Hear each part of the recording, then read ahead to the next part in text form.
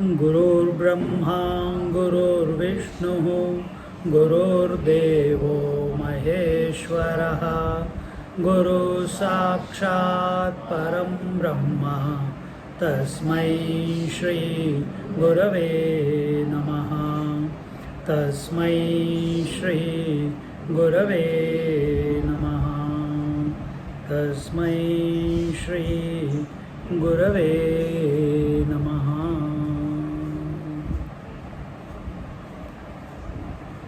Come, Appa. What is death or how to die? That's the thought that we are going to have a chat. You can interrupt anytime if you have a question. You can ask any question anytime, no problems. Whether I will answer or not is up to me. But you can interrupt.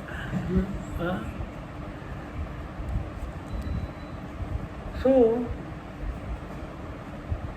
what do we understand as death? You have to tell me. What do you understand as death?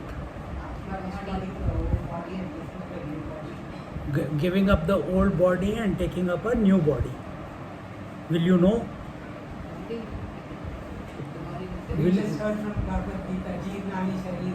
Okay, so you have heard from Bhagavad Gita, but you don't have an experience. Okay, we will look at it. Very important point. Does Gita speak anything which is not already your experience? No. So which means your statement is wrong. No, it's like sleep and waking up. Similar to that. Okay, okay. ठीक है. What else is the idea? Body will perish, body will take a new form. Body never takes a new form, the soul takes a new form. What else is death? What that we understand as. That is one way. What else? Put it in different words. Merger of the five elements with the... Merger of the five elements with the total five elements. That is death. What else?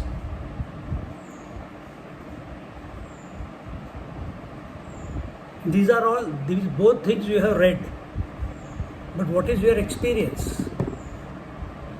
When you look at people, what is happening to them? What is death for them when you are watching? End of life. End of life. Correct? End of life. End of expression of consciousness through this body is termed as death. Isn't it? What else?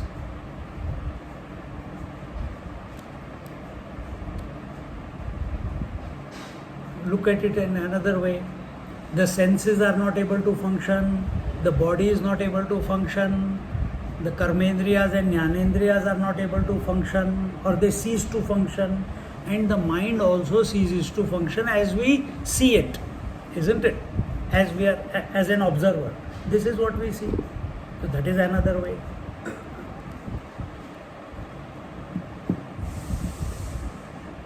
These are, anything else you can think of? I can think of one more thing. Physical body only perishes. Ah? Subtle body is perishable. Physical body is the one which perishes, but Subtle body continues. Okay. Keep that point. We'll talk about that one. I will talk about all of them. One more thing I'm thinking, which just clicked. I is already dead. Ah? I, Huh? what we call as me, I, self, is already dead. I, Goes on.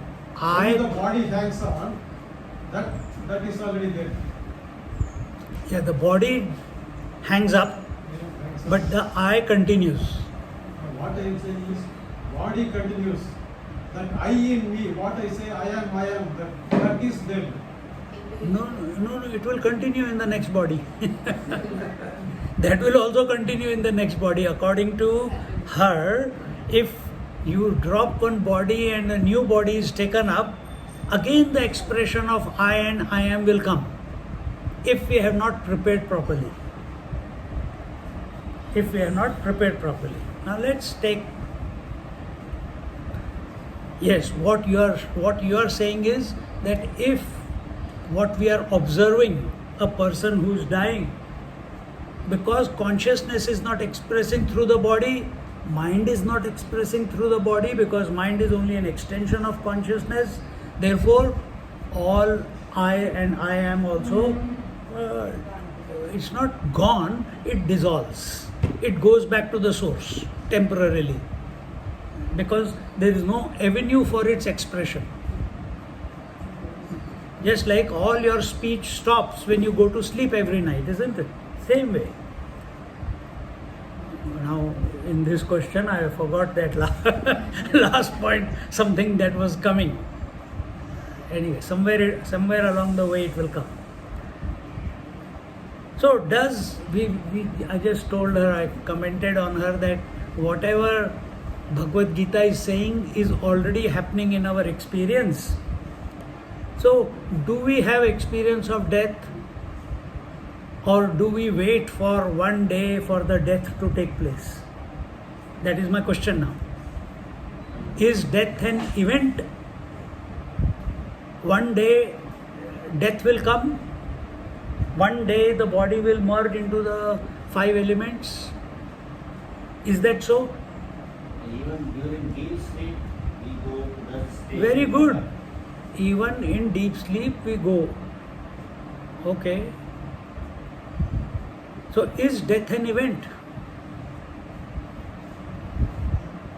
It's an actual process, and each and Or every is it a continuous process? it is a continuous process. It's the most constant principle that is continuously taking place in your life. Example, every moment, once you take a in breath, the out breath, the breath is dying.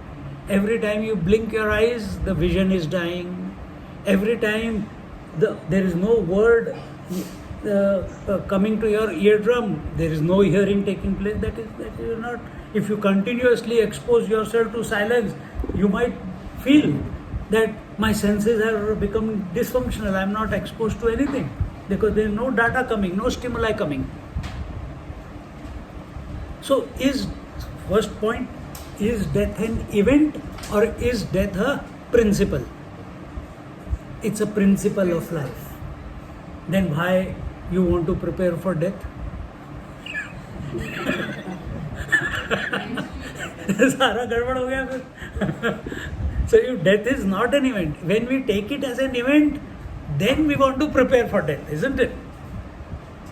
Oh, we have to do japa, we have to do mantra, we have to do be spiritual, we have to attend satsang.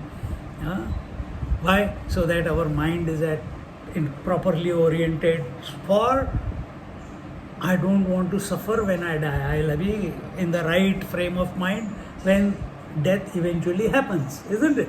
This is, in general, we look at death only as an event. We don't look at it as a principle. But you look at it now as a principle. Give some examples of death every moment. I given you one example, a few examples, but let's extend it further. Every thought is dying, isn't it? Every day is dying. Every waker is dying every day. Every dreamer is dying every day. Every sleeper is dying every day. All body cells are dying every moment. Take it a bit further. Look at the creation. Every moment, the sun, for us, sunset is death of the day. Sunrise is the birth of the day, isn't it? That is also happening. Death is happening for the night also. Death is happening for the trees, the leaves, the fruits, the plants. Everything that you can think of in this creation, it's going through the process of creation and destruction, isn't it? That is what creation is. Without these two principles of creation and destruction, meaning death, there is no creation. Correct? In your own life, have you seen the childhood died, the teenage began. The teenage died, the youth began. The youth died, the middle age began. The middle age died, old age has begun. Why? We got retired. Huh? So it is happening. But why do you feel that you are continuous even though the body is continuously dying? Because the child body is not the teenage body is not the youth body is not the adult body is not the middle age body. Every year is dying and you are celebrating birthday or celebrating death. Think, it's not birthday. Actually, 1 year has become less of your life and you are celebrating. True or not?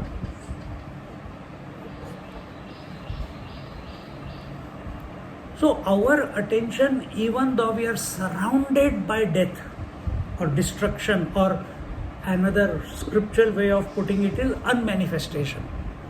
We are surrounded by the experience of unmanifestation, but our attention on death is only as an event.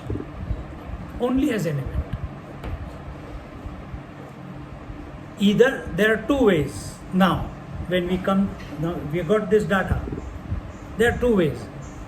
If you can't think of death as a principle, then you prepare for death.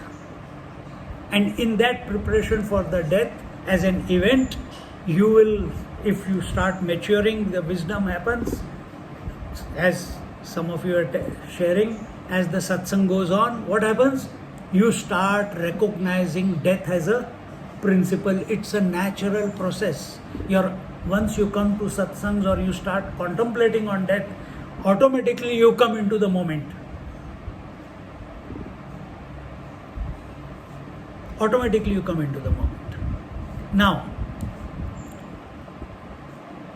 if I don't want to face death as a principle, or I find death as an event too overwhelming, because whenever someone around me passes away, it brings grief, it becomes trauma, it puts one into sadness, etc., etc. As much as we may understand it as a principle, but the love for the attached ones, love for the nears and dears, it does make us affected, isn't it? If this is the case, then how do I prepare for it? One way to prepare for it is to accept that this is a natural way that any human being who is living as in a society, in relationships, having relationships, will go through this process of grief and sadness. For some it is one moment, for some it is one day, for some it is few months, and for some people it is whole life. Like one lady is there, her child was born underdeveloped, and as the days went by, that child the brain did not develop at all. Now they were only waiting for that child's demise, and in that process, Namkaran Vigre hua, and they called her Radha, I think they called her, and eventually that kid passed away. That mother, even initially when I remember her earlier days, she was always thinking, oh, I can see her soul around in the room, oh, I can feel that she's calling out to me, oh, I feel this or I feel that. She came with me to the Himalayas just now, and not once she spoke about it. Otherwise, even if I go for bhiksha, first I have to listen to what the child spoke to her. See? So that means even after so many years, she's still thinking about her. Still thinking about her. That brings me to a point. We all do Shraddha, isn't it? Why do we do Shraddha? To remember the dead. Is it healthy or unhealthy? Swamiji, nobody asked us this question. Is it healthy or unhealthy to think about the dead? Why? Tell me. One by one. Ma? It is natural, one day it will also happen to me. Okay, it is healthy because it is natural. One day it will also happen to me. Someone here? Remember to honor the forefathers. We are honor the forefathers. Yes, only the leaf is carried to. How do you know the forefathers are honored? By you doing some puja here. Doing some offerings, we remember them and we recall all the good things which was passed to other generation. Say that again. We recall everything which is passed to other generation. Okay. So, Shraddha is done out of Shraddha. In that Shraddha, the Shraddha is towards, now be very attentive. Shraddha is done in order to remember our ancestors, because of which we have got this body. Human body is the only gateway to liberation. Understand this. That's what you have to be attentive. Human body is the only gateway to liberation. If you get God body, you cannot liberate. If you are Indra, Devta, Brahma, Vishnu, Mahesh, you cannot liberate. They are locked in creator, maintainer, destroyer. They say, no, I will go beyond. Cannot go. Yamraj in Kathopanishad, you have studied Kathopanishad. What did Yamraj say to Nachiketa? That the type you have, the question, because he lured him with wealth and power and long life, and Nachiketa says, that is okay if you want to give, but is that what will take me beyond dharma and adharma? And Yamraj says, I wish when I was your age, I had this type of maturity, because I wanted to conquer death and I have become a master of death, but I am locked in position of called Yamaraj, and I cannot give up the position called Yamaraj. For when? For eternity. He is locked. He is the knower of truth. He knows, has the wisdom. He is a guru giving Brahma Gyan to Nachiket, but he himself cannot liberate. So recognize that what you have got, I have got, this body, it's a rare of the rarest. Because only through human birth, liberation is possible. And where do we use this body for? Only creating relationships, only for survival, only for living in fear of death, in attachments, in accumulations. All that is automatically happening because there is some program inside. At the right time, hunger comes. At the right time, eyes blink. At the right time, breath goes in. At the right time, sleep comes. So we don't have to worry too much. Then what you should worry about? We should worry about liberation. We should worry about moksha. That is the purpose of human birth. And for that purpose, we remember our ancestors. That thank you very much. And if they have given us the values towards liberation, fantastic. If not, many ancestors, so many freedom fighters were there. They were, I belong to a freedom fighter family. It's a pride. But now move ahead. Don't get stuck there. You're stuck with the world, with the land. Get attached to the infinite. So Shraddha, as someone said here, Shraddha is done to, I don't know if someone said it here or I heard it somewhere else. People do Shraddha to pacify the soul of the dead. You have heard that also? कि उनको शांति मिले. बोलते हैं, we say ना, let there be peace to the soul who have departed. Departed soul, if you keep remembering, is always at unpeace. You keep him attached to the human plane. This is what our Anubhavananji told us. And what did he say there? Well, it comes in the scriptures also. No, I don't know the shlokas, okay? So, the more, see, if I keep thinking of her again and again, I can make her call me also. I can make her call me. If I single-pointedly think about her, she'll give me a call. Swamiji, just your thought came to me, so I thought of calling you. Many times it has happened to you also, isn't it? If you think of someone, if that happens in the earthly plane, it happens at the subtle plane also.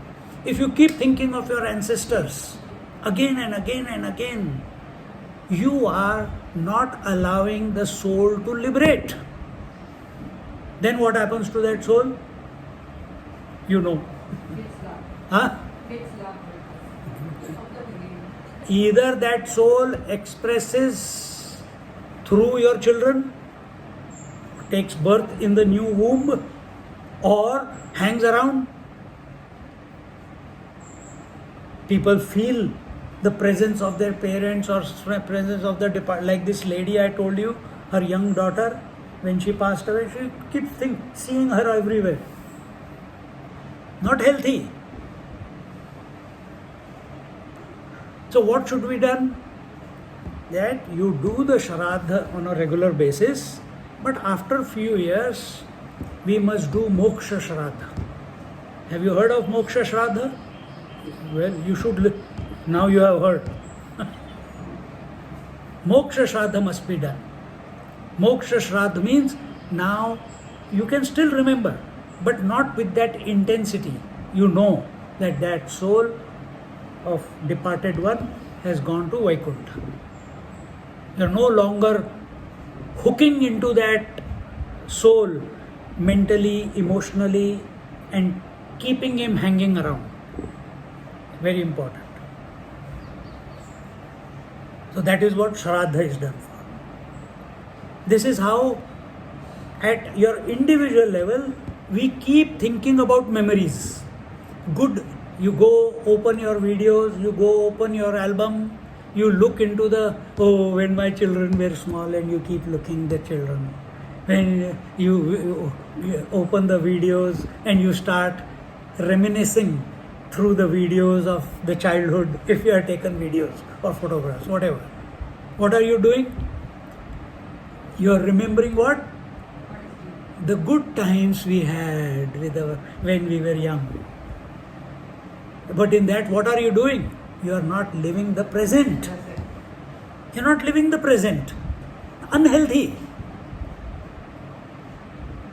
This is the cause of what this Amma said, that when this body dies, a new body is taken up by the soul.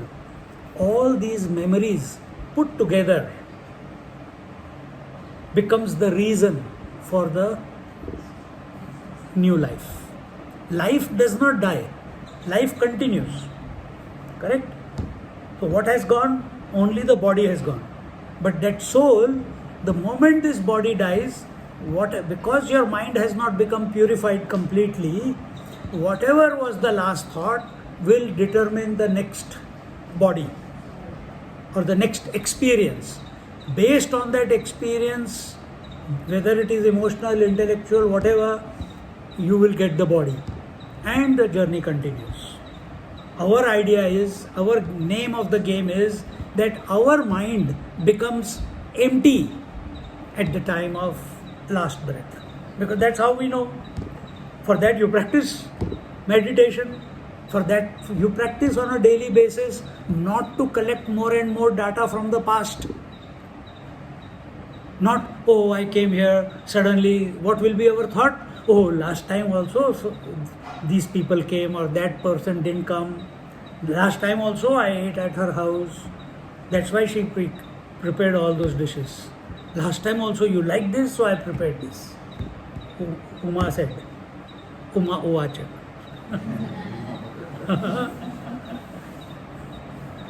So this is how we go. We are not living in the present.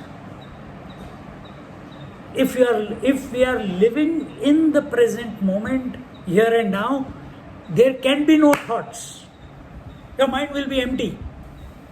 Mind will become empty. Mind is a clean mirror. Whatever life is coming, it will start reflecting it. But we don't live like that. We live and our responses are based on our memories, isn't it? Because we have not trained ourselves to or helped ourselves to get that knack of living in the moment. That possibility is only with the human body. So practice death every moment. If you want to be focused on what is dying in your life at this moment. Oh, Swamiji is speaking, this lecture is also going to finish one moment. After some time, death of the lecture. Death of these thoughts, death of these words, death of this environment. But this is still in the future. Slowly, as you think, you come into the present moment. Death, I am in this position, next moment I change the position. Death of that position, isn't it? Become acutely aware of how death is expressing, not everywhere. Sometimes our attention is outside, I can see the leaves falling, okay, alright. Somewhere your attention will go. If it is going to the breath, okay, here also it is taking place. So become acutely aware at this moment. On one side and on the other side, stop collecting data. Meaning, stop collecting. What is the other word? Stop collecting memories. Stop collecting memories. Memories are only for the individual. Correct? Now, I'll tell you one more thing. क्या time हो गया? हाँ, ठीक है. I'll tell you one more thing, that memories are not possible only. But we experience memories every day. Every day, I get up, I see the same house, I see the same wife, I see the same husband, I see the same children, I see the same things in the house. This is all based on memories only, no? Isn't it?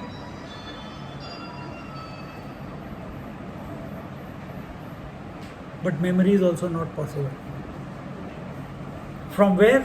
From consciousness point of view. So if we are living in the moment, we are living alertly with awareness, memory will not form. You are not giving value to the memories because you are living in the present moment. Uske liye sadhana, I will tell you in the last 10-15 minutes, I will tell you the sadhana. But first, let's get all these cobwebs out. See? So, you consider yourself as a human being, an individual. Does your, how should I say, do your senses collect any memory? I'm asking. Yes. Give example. Taste. Taste. Okay. Sound. Huh? Sound. Sound. Yeah, I remember your voice. That is a kind of memory. So is the eardrum remembering the sound? No, brain. Is the tongue remembering the taste? So wrong conclusion.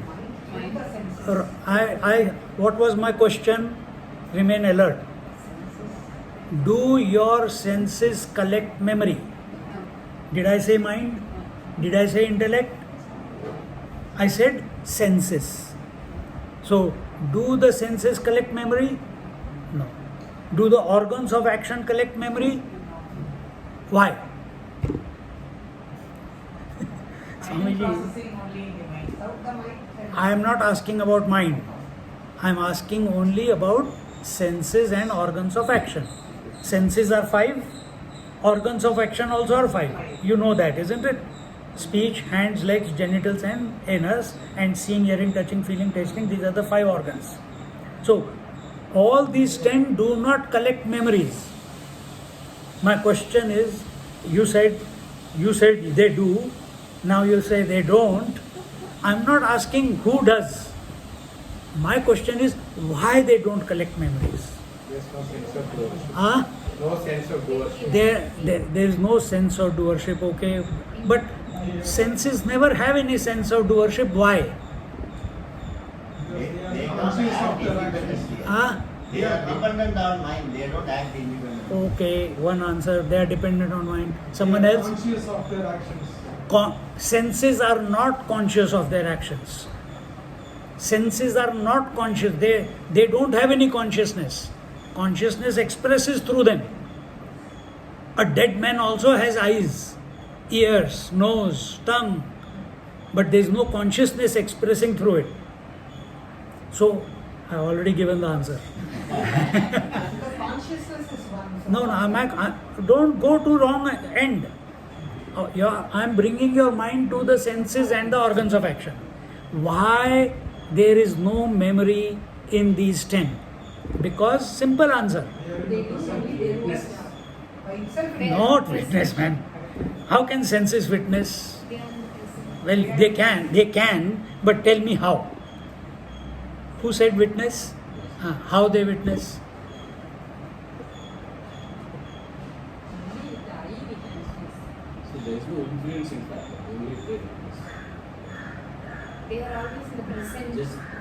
Just their present. Okay, I'll come to that point. They are present. They Because they are inert.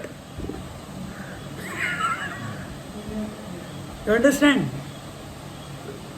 Because senses and organs of action are inert, therefore there is no consciousness expressing, they are not conscious. Inertness has got no consciousness, isn't it? Now I come to his point. He said the correct point, but he's not able to, or he said that they are witnessing. But how they are witnessing? Not getting, you said the word, they are not They are not influenced. not influenced. So we see that vision is seeing, but all the colors and form are coming and going, but the vision is not affected by the stimuli. The hearing is not affected or influenced or carried away by the sound. Sound comes, thought is the word is heard, and then it goes away. You are here right now. That's what is happening to you. In my mouth also the words are coming, speech is coming, every word is appearing and then disappearing. It is not staying, otherwise I'll be only saying, otherwise I'll be only saying, otherwise I'll be only saying, otherwise I'll be only saying. It will go on, isn't it? So, just like the eyes, the vision, the hearing, the taste, all the stimuli come and go away, but the ability remains the same. It is uninfluenced. Good point. It remains uninfluenced. So vision is uninfluenced.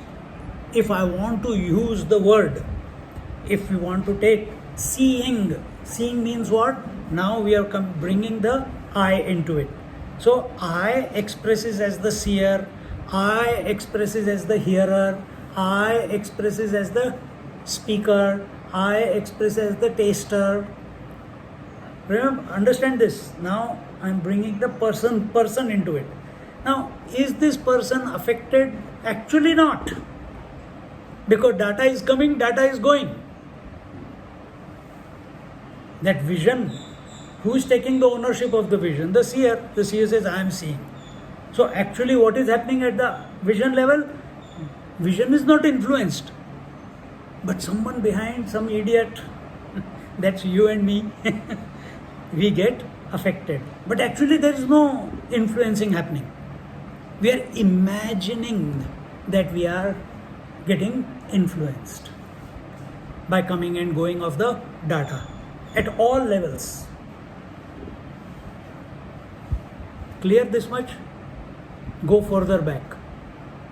Is the mind getting influenced by emotions, thoughts? Are we?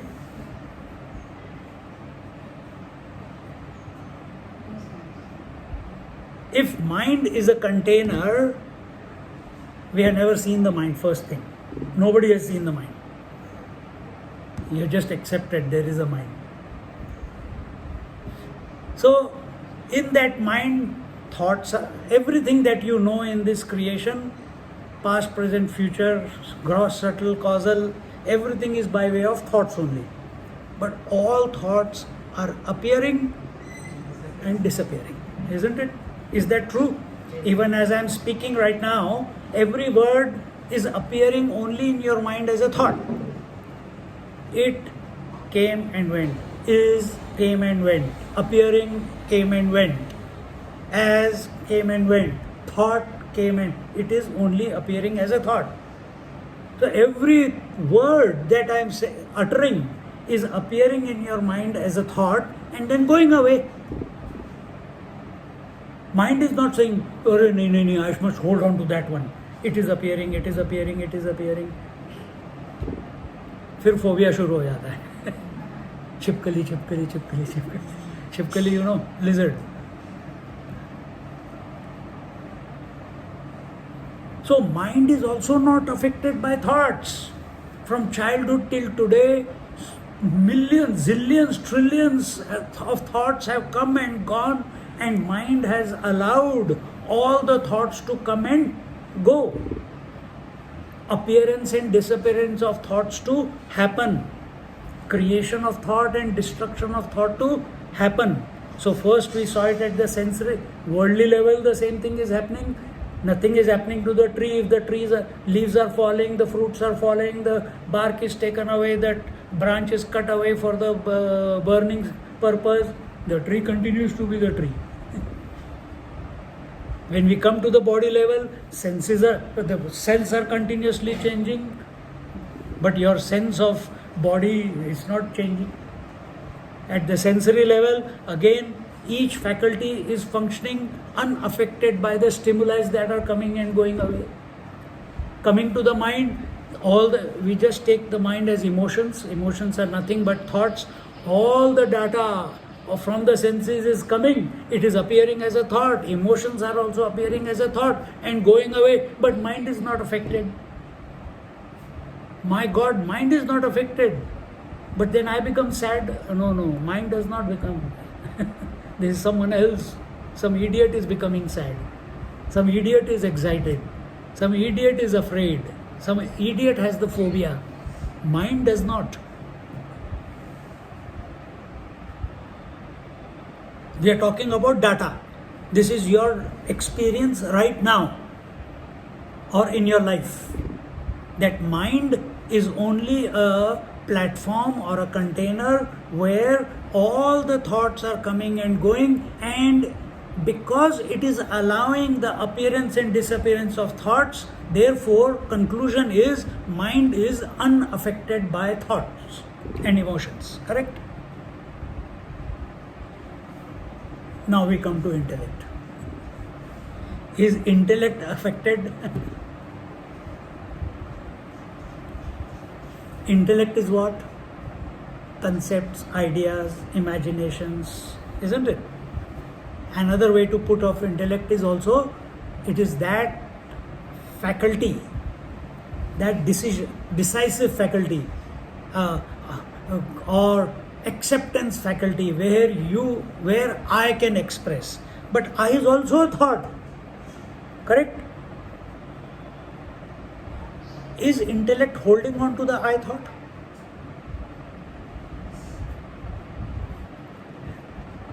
I don't know if you have thought.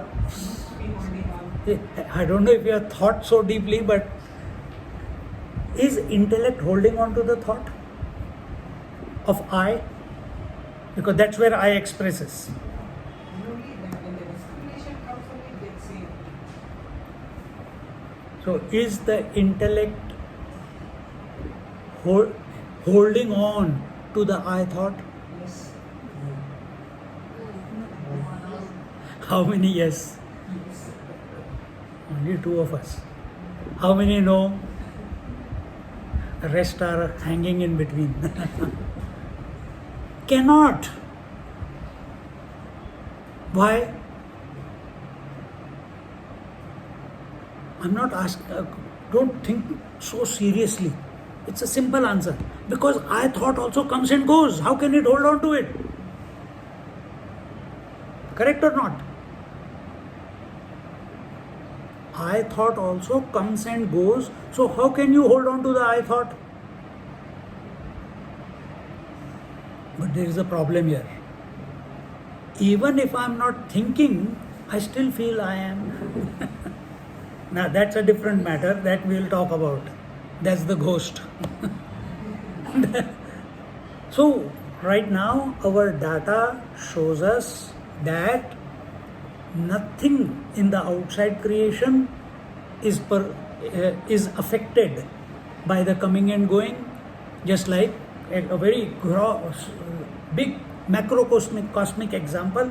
Space is not affected by the coming and going of the other four elements.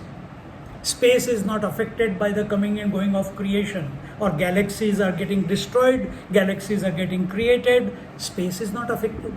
Space is untouched.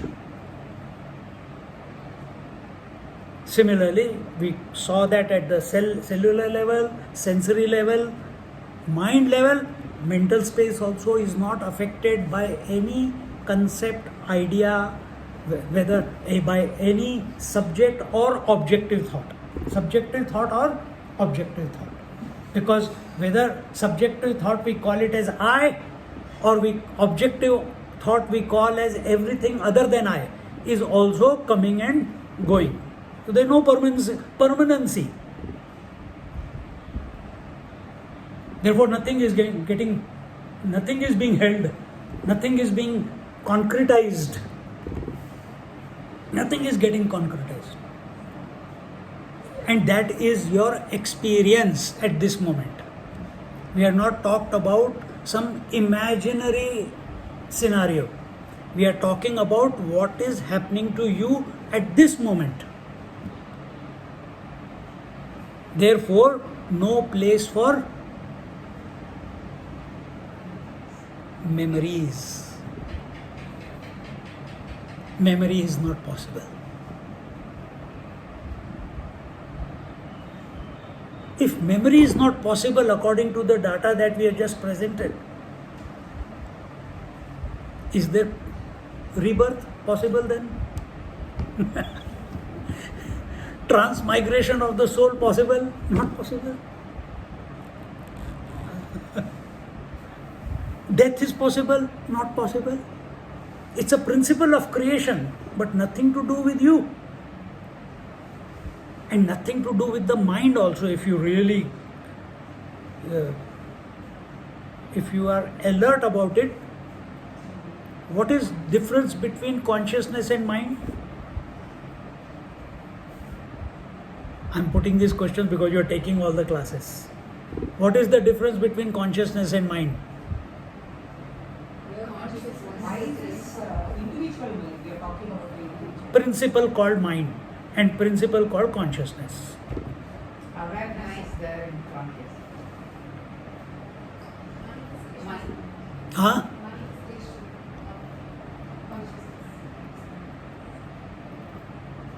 What? Okay, I'll put one example, then you tell me. Okay? What is the difference between water and wave?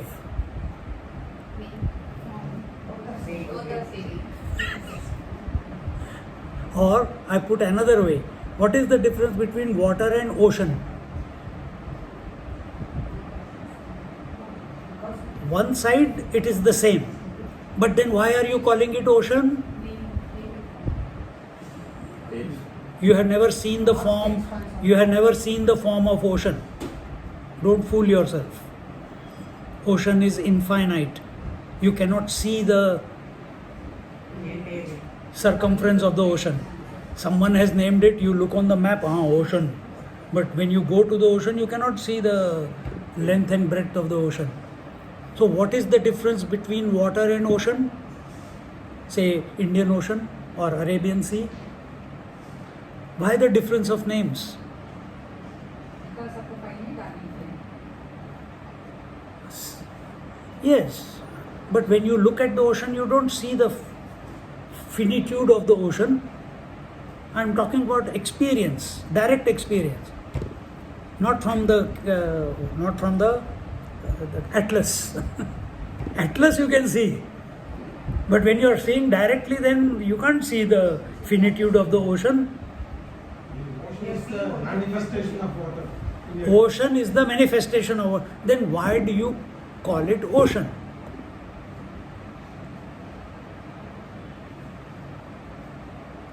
Because the senses can perceive only that. Senses cannot perceive the totality of the ocean. Cannot. Other than Atlas, they cannot. Someone named it as ocean. That's why he's saying it's ocean. Good. Otherwise we will say Someone this has is made a water. someone has made a fool of us, so we are continuing to be the fool. So, what is the difference between an ocean, water and ocean? Water with waves at a totality level is called as ocean. Ocean without waves is nothing but water. You will know, isn't it? Consciousness with thoughts is called Mind.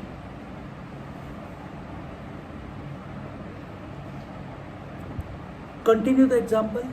Are the waves other than the ocean? No. Is the ocean other than water? No.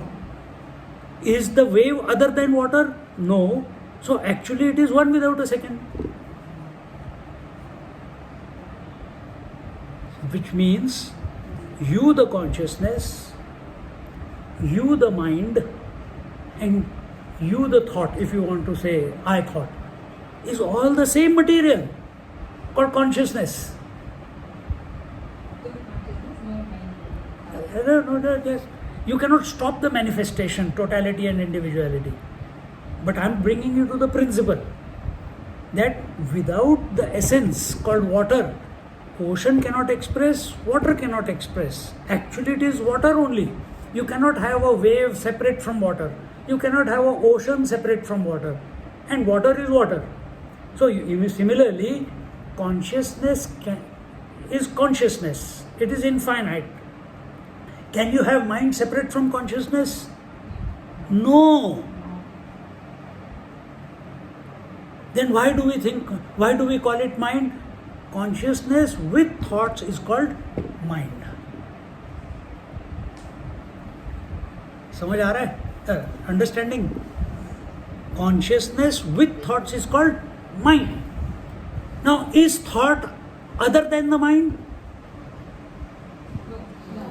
Good. So, is the wave other than the ocean? It's only a wave of within the ocean, the up and down, appearance and disappearance of the water in a particular form is called a wave. Similarly, the consciousness, a wave of consciousness is called as the thought. And because there is a wave, it has a beginning and an end. But consciousness has got no beginning and end. But because in that part, you can see or experience a beginning and end of the consciousness of a wave, therefore you call it a wave. So actually speaking, just like water, ocean and wave is one. There is no difference. Differences are only imaginary. Similarly, consciousness, mind and thought is also, the difference between them is also imaginary. There is no difference between. Everything is that one. How can you have one infinite, one without a second consciousness? Shankaracharya, ekam eva dvitiya nanasti kinchan. You say that on one side. And then you say, no, I have to go beyond the creation, I have to go beyond thoughts. You're taking a different position. On one hand, you are accepting there is only one without a second, and on the other hand, you want to accept that there is a mind which is a problem, emotions which are a problem, birth and death which is a problem, creation which is a problem, rebirth which is a problem, and you want to sort it out. Grief which is a problem, sadness which is a problem, body identification which is a problem, and you want to sort all this out.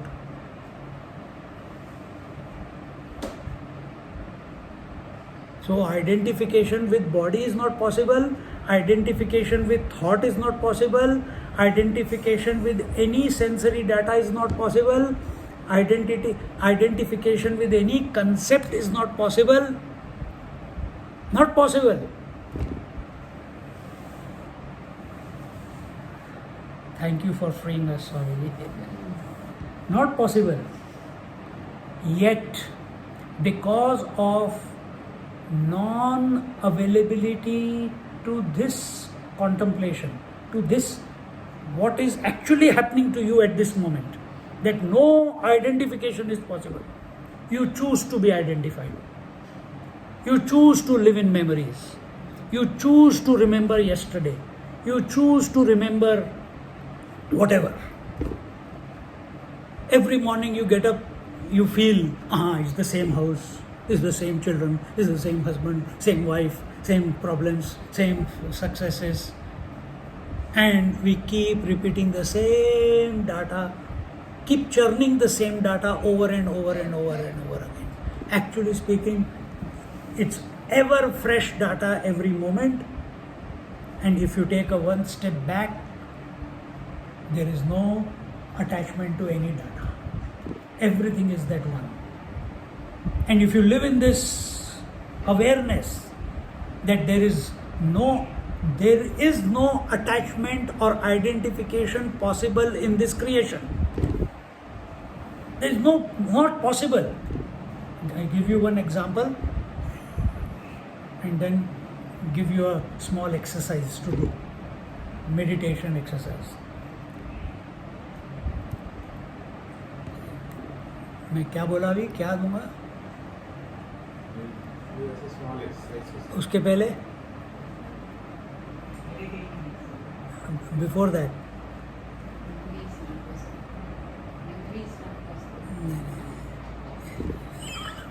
The daily activities we are encouraging. ठीक है. I'll give you one exercise. We'll just sit for 10 minutes and in that some practical, even though there will be some exercise. Exercise means you are doing something. And what we have just contemplated upon is there is no doing possible. At the creation level, everything is just happening. Some idiot has come up and said, I am making this happen, I am giving the lecture, I am listening, I am sitting, I am understanding, I am getting confused. I am. And they forget in that I am is the untouched, it is the constant one.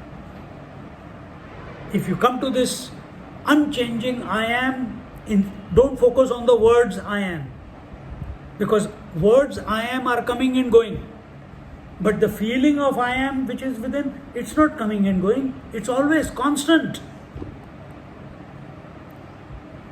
And then we get identified with these words. And each word has its own connotation.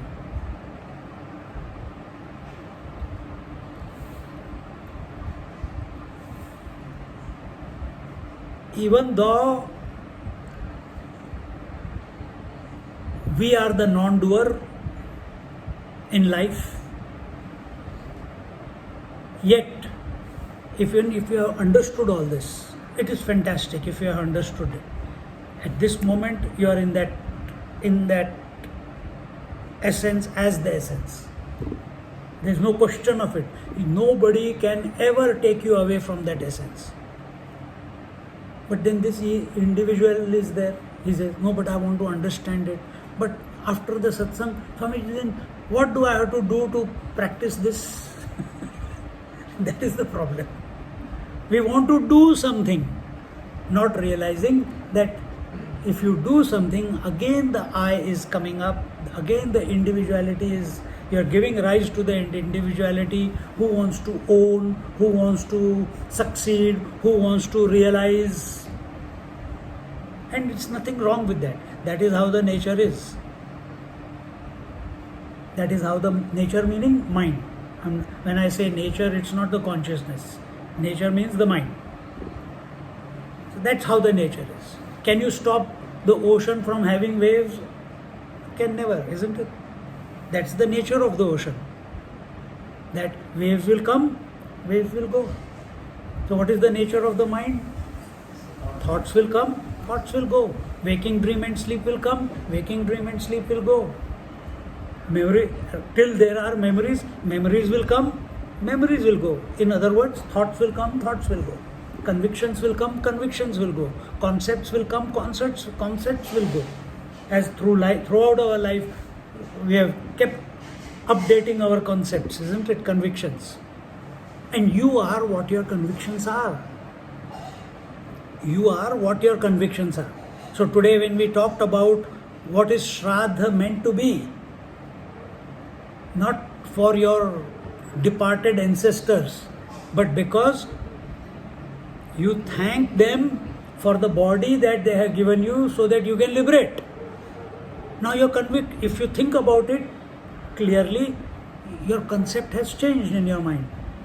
On one hand, yes, if they are hanging around, depart. Please go to Vaikuntha. I want to be free. I want to be free.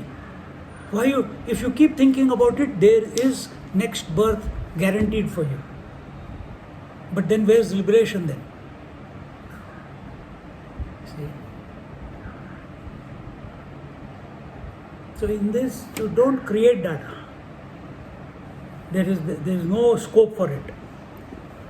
For this, our Mahatmas, they give one exercise. Apna time ho gaya, 3 minutes. 3-minute meditation.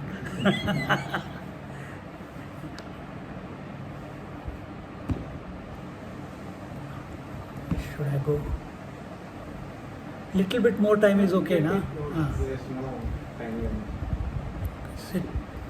Sit wherever you are, in whichever position you are, as you are. It will be fast forward.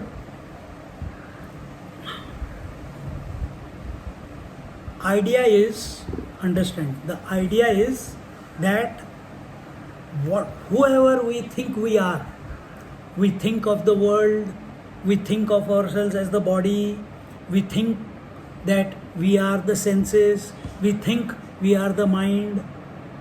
Everything has to become quietened. And not quietened involuntarily. We have to quieten it voluntarily. So that when you do something voluntarily, it becomes sadhana. It is happening involuntarily every day. Some of you know, when you go to sleep, everything is becoming quiet involuntarily. But you are not conscious. We are going to do it voluntarily, quieten everything and remain conscious. And if you go to sleep, I'll come and do the danda hai yahan pe. So, for that what you have to do? When you came here, you kept your chappals outside. So when you come to the seat of meditation, you keep the body outside. But how do you do it? You know the answer, but you will not think of it. Do not be influenced by the body. Can we live without being influenced by the body for 10, 15, 20 minutes, half an hour? Let's see if we can.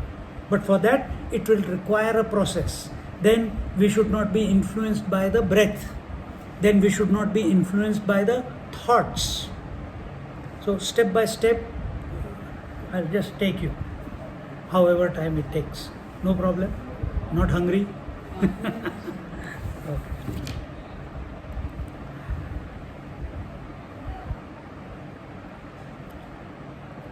Keeping your back, neck and head in a straight line. Fingers interlocked or on your lap. Comfortable position. Happy disposition. Smile on your lips. Coming into the present moment. Coming into the present moment means no thoughts of past or future. Becoming available to the instructions and following the instruction to the T without your imagination. Taking a deep breath, and while slowly breathing out, bring your attention to the top of your head and feel it relaxed. You'll feel a tingling sensation at the fontanelle. Again taking a deep breath, and while slowly breathing out, bringing your attention to the forehead and your eyebrows and letting them relax. Relaxation is not a doing, it is a happening when right circumstances are created. Again taking a deep breath in and becoming conscious of your eyeballs, nose, lips, and letting them relax as you slowly breathe out.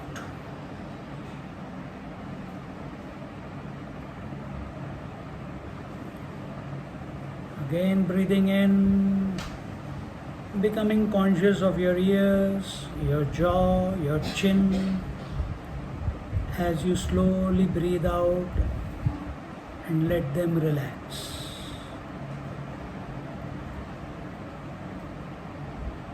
Taking a deep breath in and bringing your attention to the throat and neck from all the sides and letting them relax as you slowly breathe out.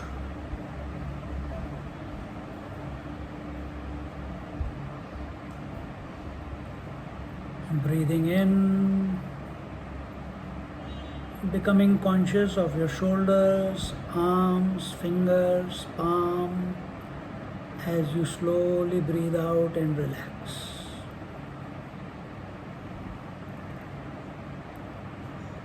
Feel the tingling sensation in your fingertips and your palm. The rule is, wherever your attention goes, there the blood flows. Wherever the blood flows, more oxygen is available. Where more oxygen is available, carbon dioxide is displaced. The result is relaxation.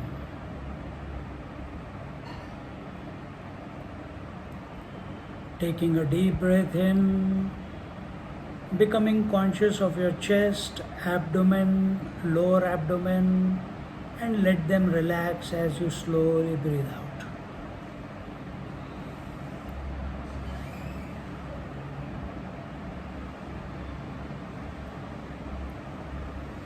Breathing in again and becoming conscious of your upper back, middle back, lower back as you slowly breathe out and relax.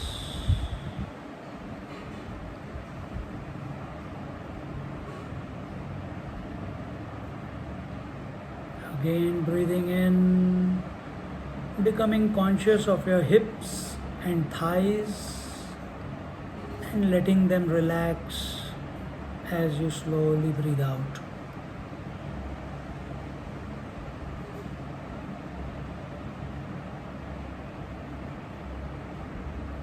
Taking a deep breath in and becoming aware of your knees from front, back, side, and letting them relax as you slowly breathe out.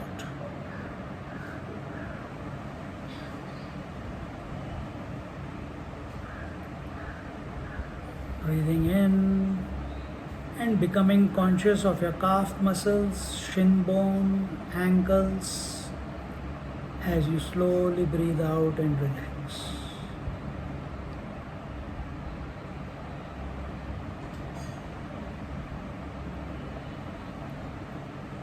Breathing in, becoming conscious of your toes, the soles of your feet, etc., and letting them relax as you slowly breathe out.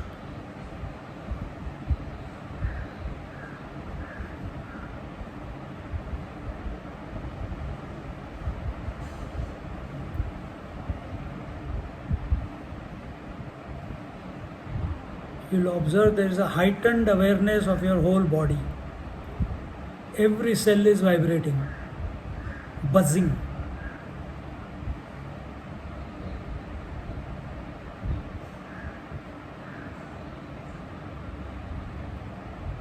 Again, taking a deep breath and scanning your body from head to toe, head, face, neck, shoulders, abdomen, chest, thighs, knees, feet, and out.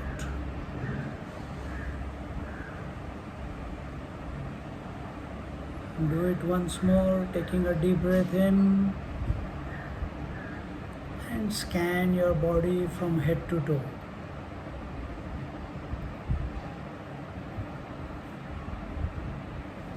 Don't linger anywhere.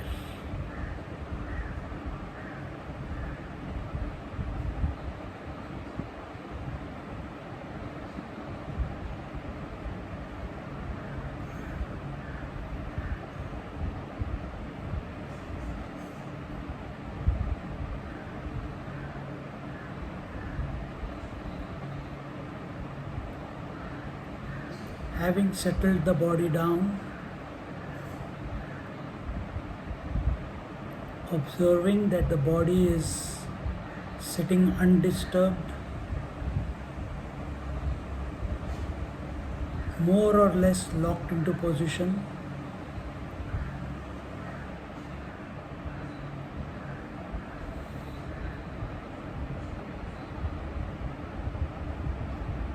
In this process, one thing happens in observing your body.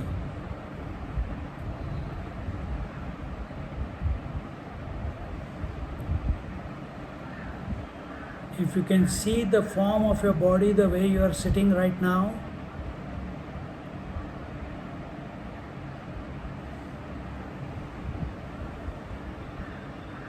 if you practice a little bit, the form just pops up in your mind.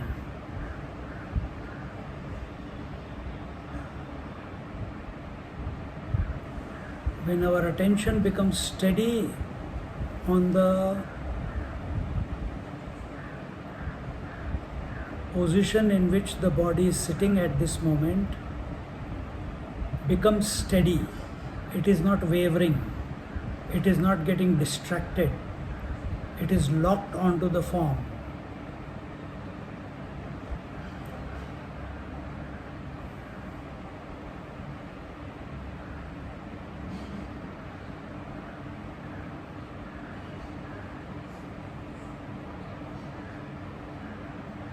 Shift your attention from the form of the body to the one who is witnessing the body.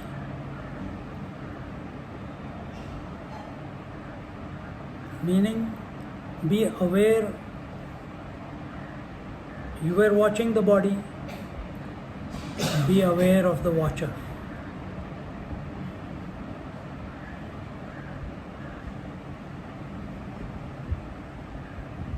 Be aware of the observer.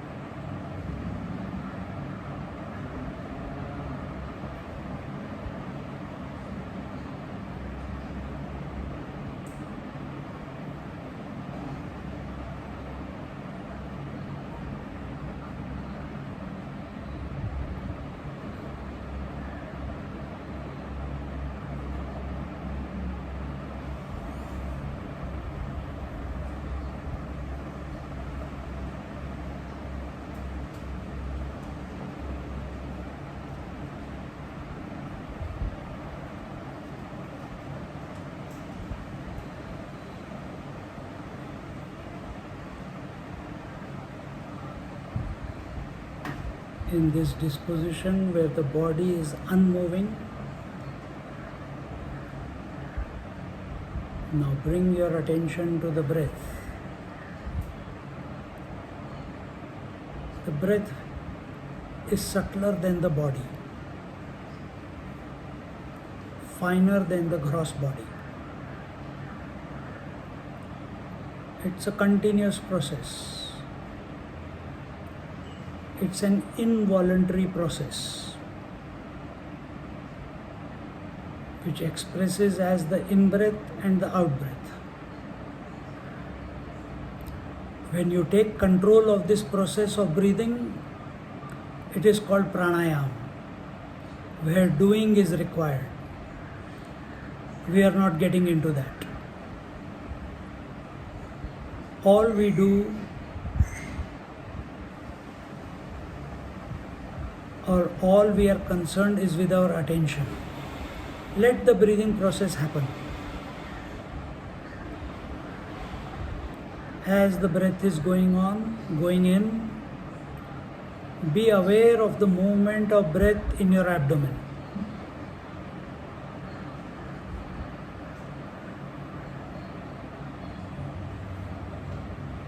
And be aware that as the breath moves out, the abdomen goes back in, pushing the air out of the lungs. Do this for 2-3 times at your own pace, keeping the attention on the abdomen.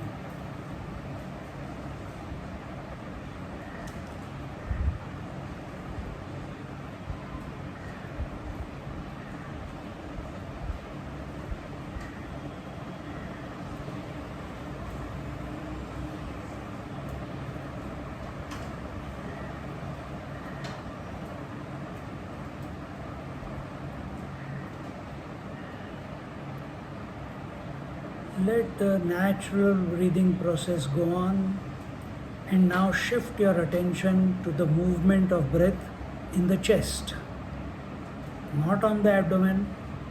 Don't deviate, don't go back to abdomen. Only keep your attention on the chest. Watch the breathing while keeping your attention on the chest. As you breathe in, the chest expands. And as the breathing out happens, the chest collapses, pushing all the air out of the chest. Do this 2-3 times at your own pace.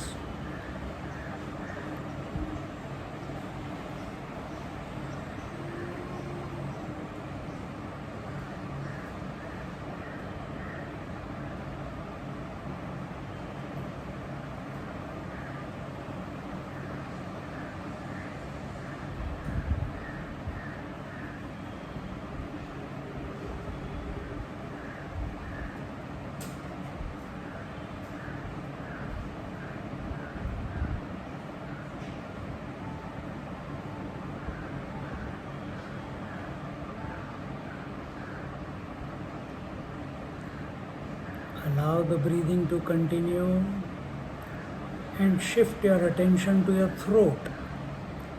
Feel the movement of the breath in your throat.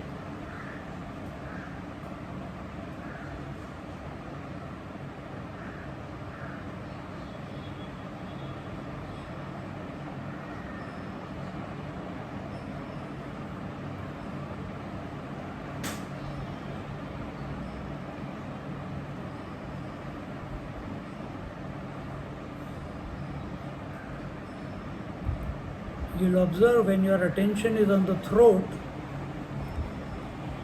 and feeling the movement of the breath in the throat, the chest is not expanding as much. The abdomen is almost unmoving, becoming stiller and stiller.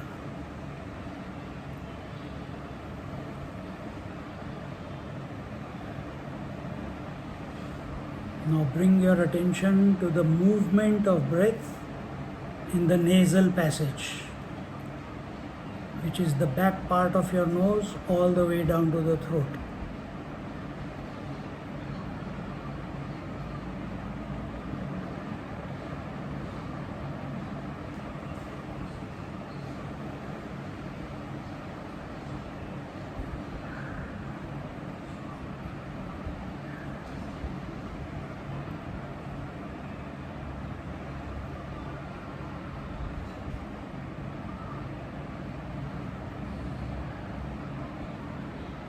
Now shift your attention to the bone part of your nose and feel the movement of breath in the top part of your nose.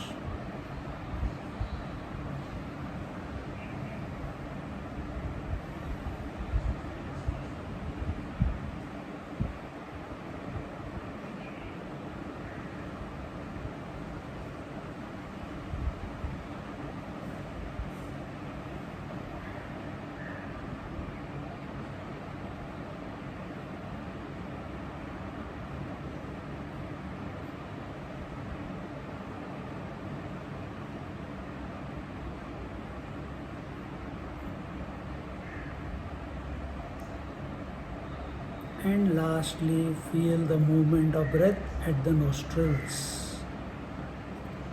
Keep your attention at the nostrils. Do not go to the abdomen, chest, throat, nasal passage, top part of your nose. No. Your attention is only at the nostrils. Watching the breath go in and the breath go out. You are not trying to breathe in or breathe out forcibly. You are allowing the breath to create its own rhythm. It may be agitated in the beginning, but slowly it will settle down. Sometimes it will be deep breathing, sometimes it will be shallow. Let it sort itself out. You keep the attention at the nostrils, watching the marching in of the breath and the marching out of the breath.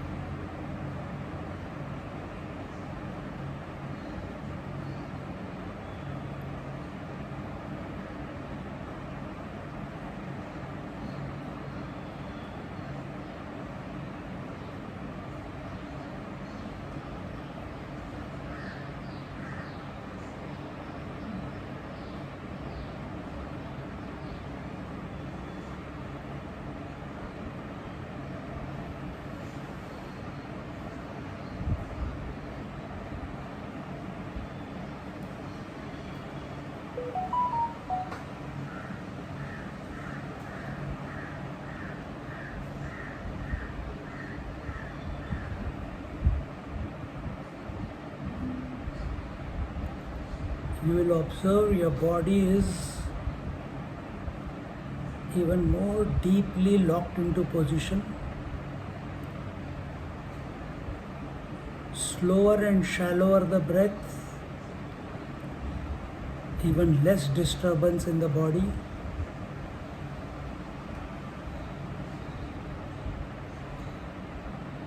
Earlier the breath was going to the abdomen, then to the chest, became shallower, even shallower it came to the throat, then to the nasal passage, then to the nostrils. For some of you, the breath might be just entering the nostrils and then coming out, very slow and shallow. For some, the breath may be going a little bit further up the nasal passage and then coming out. But eventually, the breath enters the nostrils and without traversing the rest of the journey, it comes out. This brings about a deep relaxation as well as the body is sitting undisturbed. Keep watching the breath at the nostrils.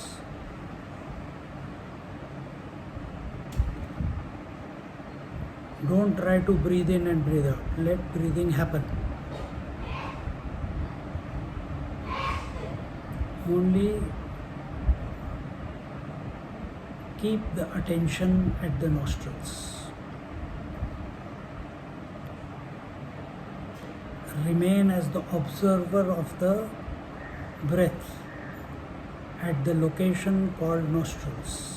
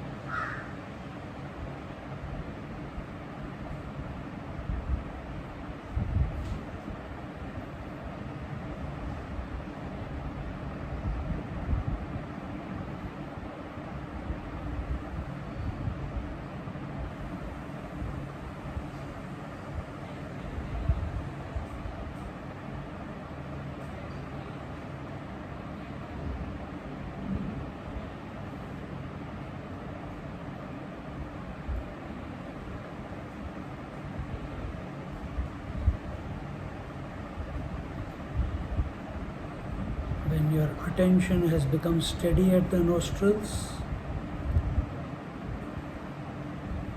very gently, without doing anything, shift the attention to the observer.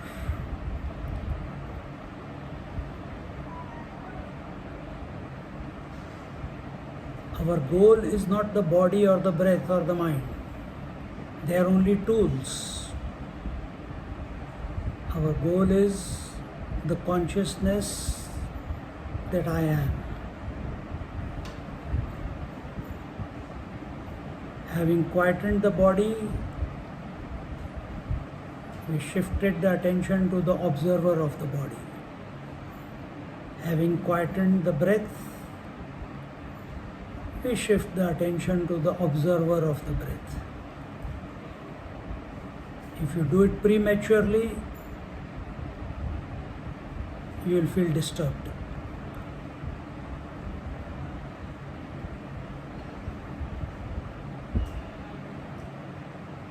If you keep watching the breath at the nostrils, eventually you will fall back being the observer.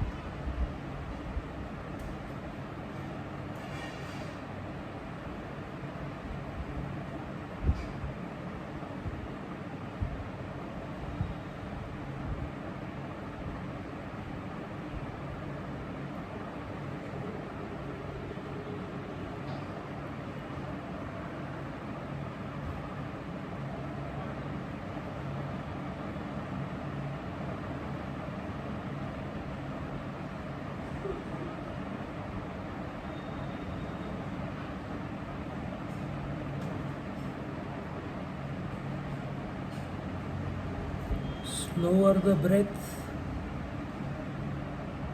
lesser are the thoughts in the mind.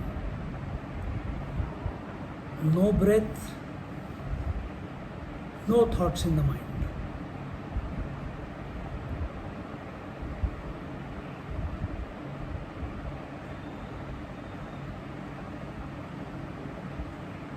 That can happen at times when the breath is neither going in nor coming out. Keep watching. Breath being neutral, nor good, nor bad, it is directly related to the mind. Faster the breath, more the thoughts. Lesser the breath, lesser the thoughts. Finer the breath, very less thoughts in the mind. No breath, no thoughts in the mind. At this moment you will observe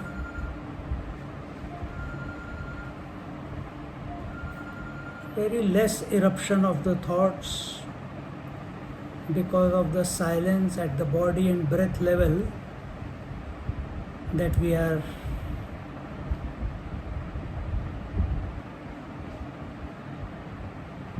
at.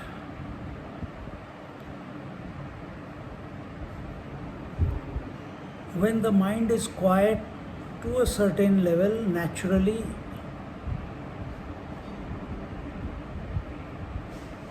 is the best time to work on it.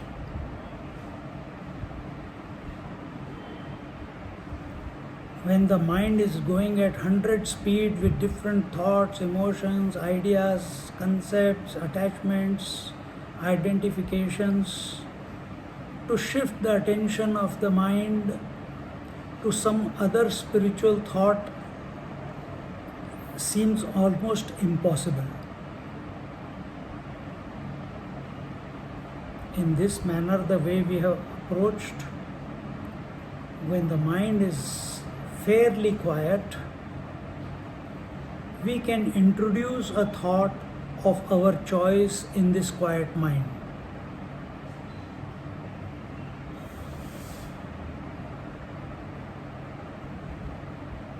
Let's choose the thought called Om. In the mind, without disturbing the body or the breath, merely become attentive of your mind. Mentally chant Om one after the other, without a gap between two Oms in your mind.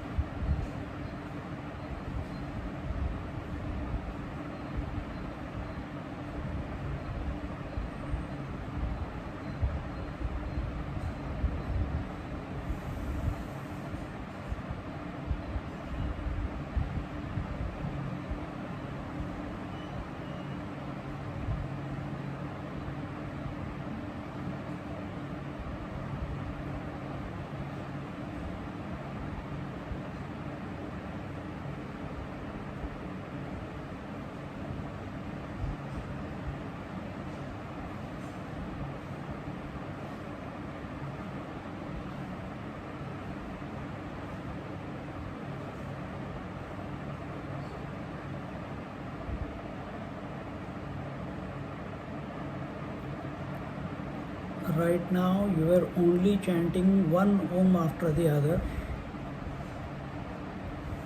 Now shift the attention to the beginning of the Om or to the end of the Om.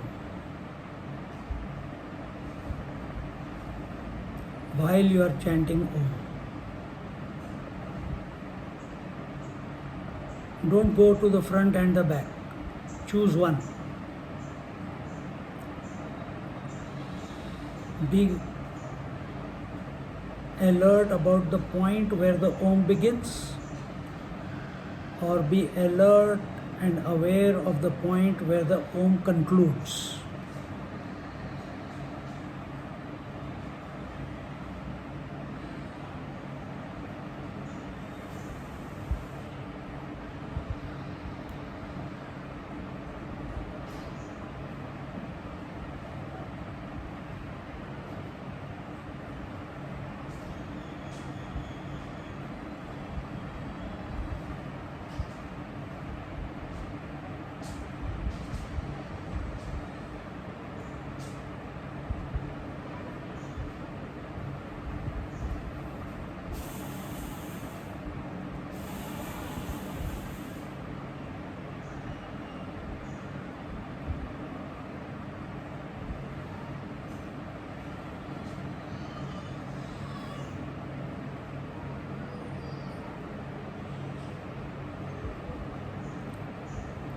As you do this exercise of observing the point of origin of Om or conclusion of Om,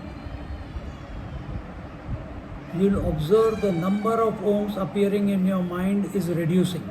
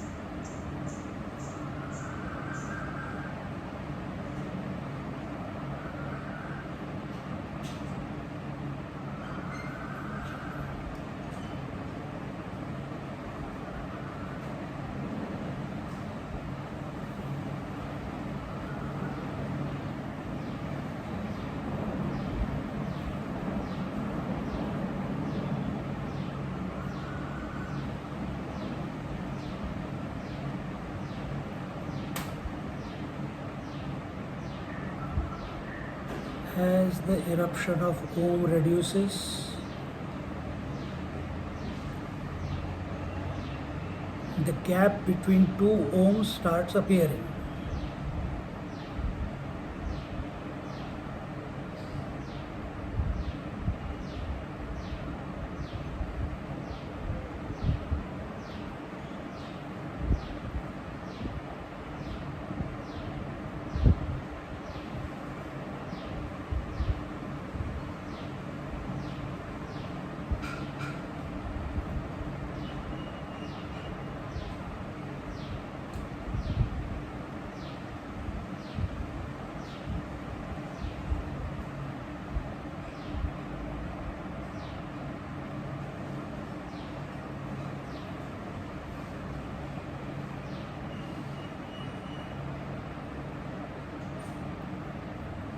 remain in the gap without going to sleep.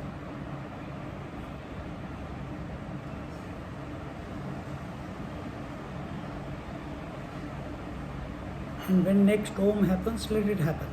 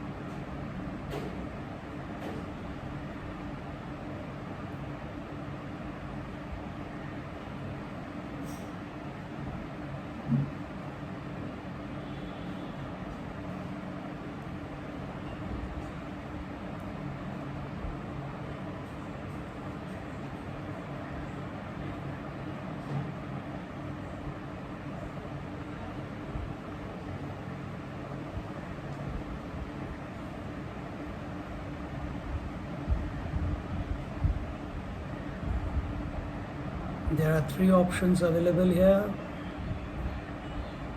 One is observe the conclusion of Om.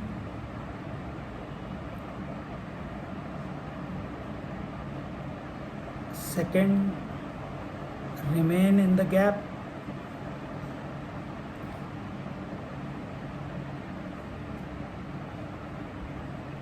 Without going to sleep. And third, appearance and disappearance of Om is being observed. Shift the attention to the observer. All the three options,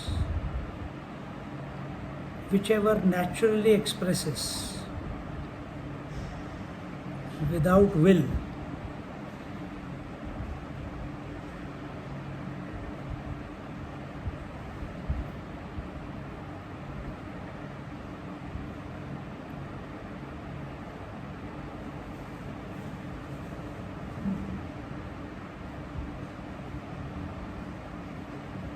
will establish you in the self that you are.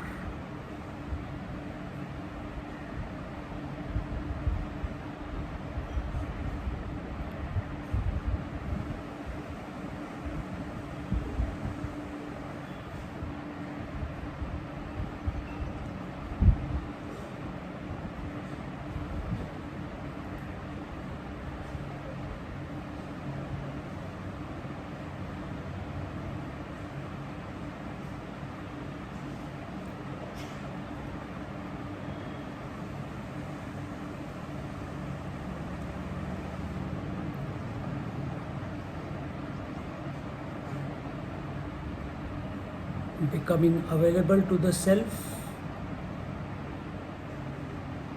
is equal to being conscious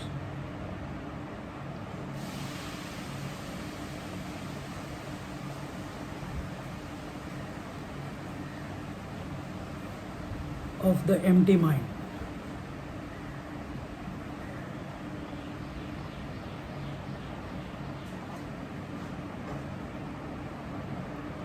Without going to sleep. Exposure to this again and again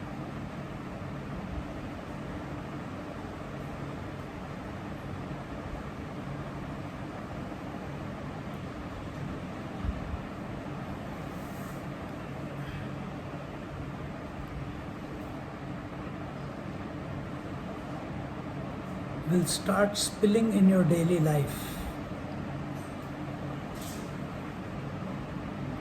where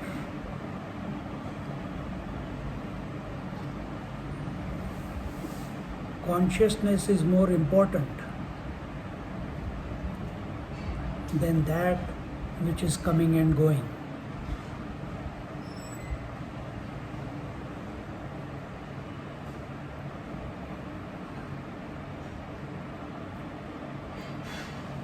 In other words, coming and going is life. We are not against it. Neither we are with it.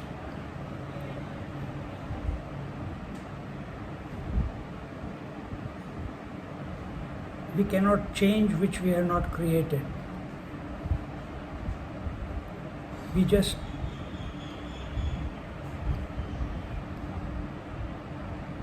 find a disposition, be the observer, be the witness, be the awareness, remaining uninfluenced by everything else. Start with small doses till it becomes a mainstay of your life.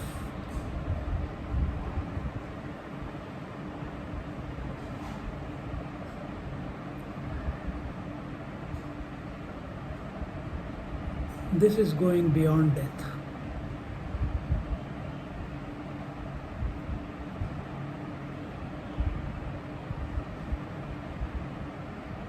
Going beyond manifestation and unmanifestation.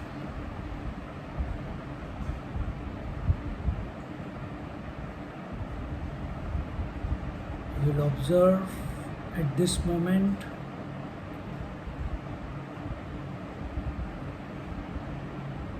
there are no unwanted thoughts in your mind. The breath is very slow and shallow. The body locked in position, highly vibrating.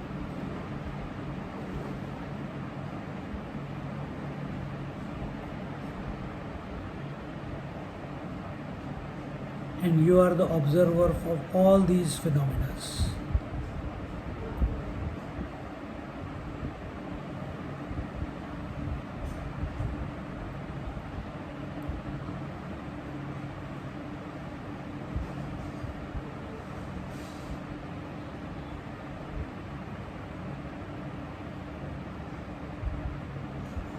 Slowly take a deep breath in.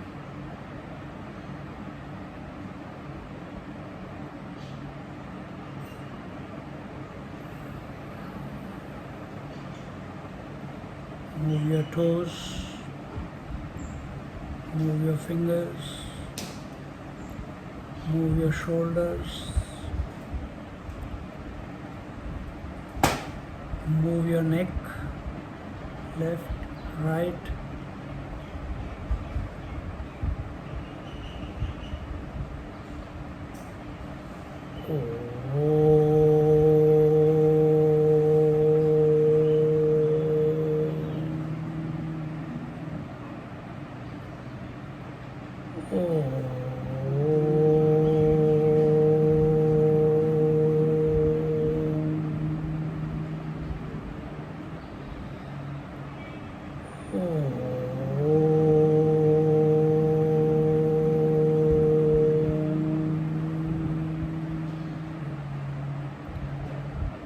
Shanti, Shanti, Shanti.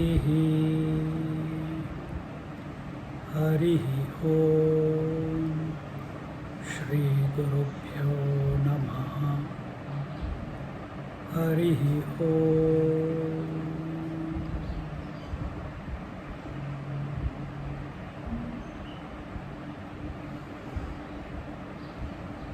Offer everything at the feet of the Lord.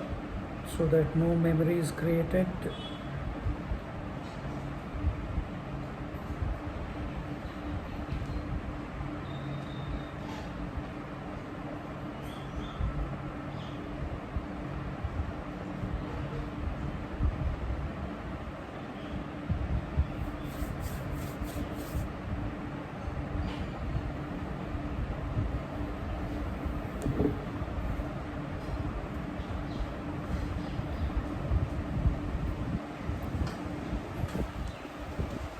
Good morning. Hari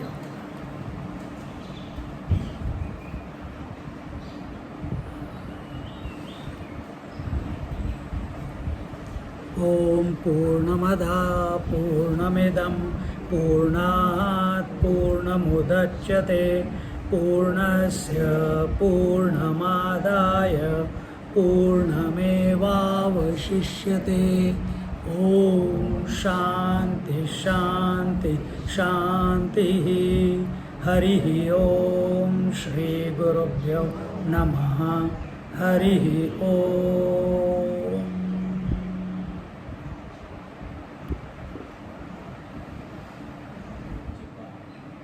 Then it becomes not. Then remain there, go to that Guru. Then go to that Guru. If you can't do this, then do the japa. If you can't do what the conclusion, what we told you, if you can't do this, if the complete overhauling of your system has not happened and we have not been able to stay with being the witness, then you will be the japa with Om. Om was the japa, wasn't it?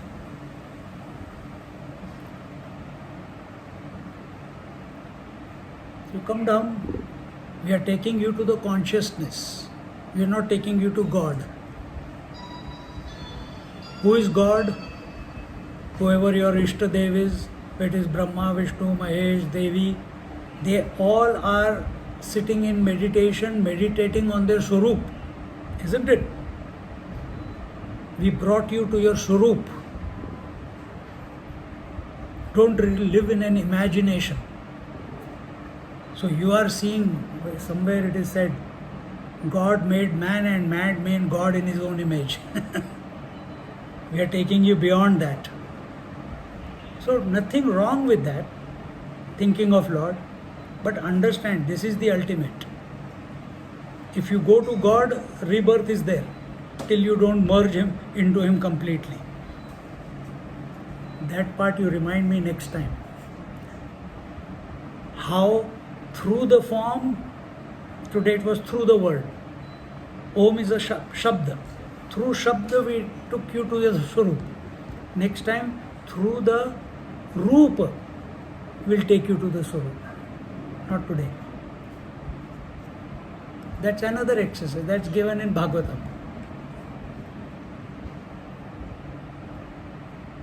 So when I have come across people who have left their body doing the japa, my grandfather did, chanting Om.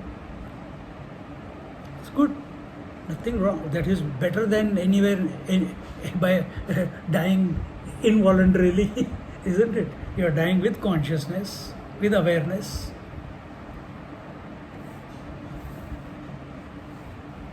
Or dying means you are allowing the last moment to be conscious. That is good. Anyone else?